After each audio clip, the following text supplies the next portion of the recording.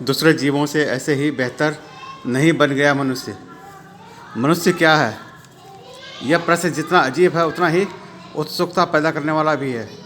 हम इस पर बड़ी बड़ी परिभाषाएं गढ़ भी सकते हैं और पढ़ भी सकते हैं, पर हम कभी उस एक बिंदु पर एक राय नहीं हो सकते जहां सब मान लें कि यही मनुष्य होता है।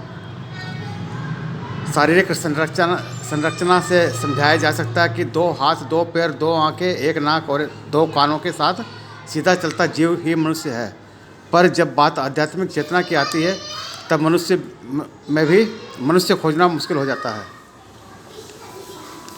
काया तो सभी पा लेते हैं, पर विचार सबको नहीं मिलते। यही विचार है जिसे मनुष्यता कहते हैं, जो दूसरे जीवों से अलग करते हैं, और इसे हम मनुष्य कह सकते हैं।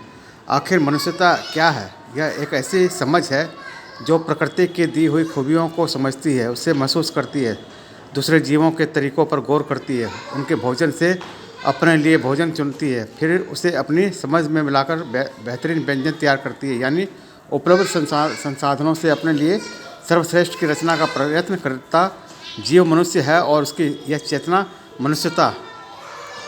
एक जंगल में चिड़िया थी, वह जब बोलती तो जंगल गूंज उठता।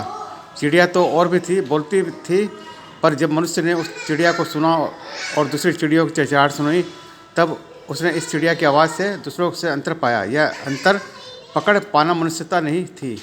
मनुष्यता तो थी इस अंतर को पकड़कर उसके जैसी ध्वनि अपने पास उपलब्ध साधनों से बनाना। मनुष्य ने शोध किया और पाया कि उस चिड़िया की चोंच में कई छेद हैं जिससे कई तरह के स्वर निकल सकते हैं। उसने खोखला बांस बना लिया और उसमें उतने ही छेद करके अलग अलग अंदाज में हवा डाली।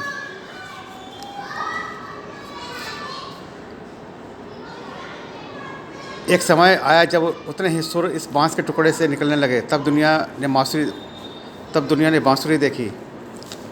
यही नहीं, एक तार के टुकड़े को लकड़ी के 2 कोनों पर कसकर इसे हल्के से उंगली से छूकर संगीत को खोजा। कौन जीव सोच सकता था कि केवल एक मजबूत डोर से कानों में रस घोलने लायक संगीत खोजा जा सकता है। जानवर की खाल को खोखली लकड़ी पर कसकर ढोल बनाई जा सकती है। यह सब हुआ क्योंकि जीवों में एक जीव ऐसा था जो शोध जानता था और निराश नहीं होता था, जो अपने आप को कुछ नया देना चाहता था, जिसके दिल में केवल भोजन और वर्चस्व का युद्ध नहीं था, जो अपना दिल बहलाने के लिए नई नई चीज़ों को बनाता और अपनी ज़िंदगी को सिर्फ आसान ही नहीं करता बल्कि ऊंचे उठाता चला जाता।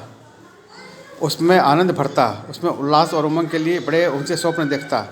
मनुष्य अपने 2 होठों के बीच दांत केवल खाने के लिए नहीं रखता, वह इसके लिए इस्तेमाल से मुस्कुराना जानता है।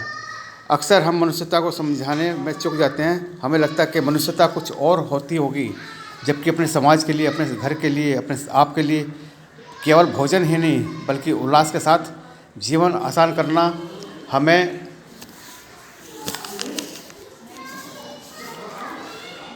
वास्तविक मनुष्यता वही है जिसमें शोध, स्वर, संगीत और स्वाद है, जो इसे बढ़ाना जानता है और इसका आनंद लेना जानता है, और जो रोग इससे बढ़ाता जाता है वह मनुष्य है।